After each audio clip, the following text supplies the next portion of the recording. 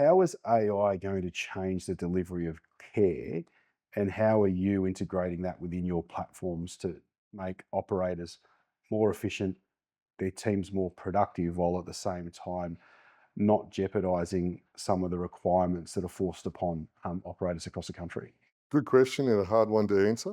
It's definitely a contentious topic at the moment. AI has been very, very helpful for us. What I see AI being able to do effectively in this space and how we're utilising it, I suppose first off is that we're device agnostic, but we're also AI agnostic. And so we have partnered with CSIRO for our home care business to do AI analysis to identify a resident deteriorating in home and to flag that. And in facility, we're using AI to analyse the vast amounts of data. What you may say of AI, but one thing it can do is read a lot of information very quickly. And so the way that we've been utilising it is to basically read all the care notes and read all of the Talius data and then flag any, I suppose, anomalies. We're not changing care, we're just trying to flag that to the clinical care teams, is that from the care notes, James has mentioned 3 times over the last week that his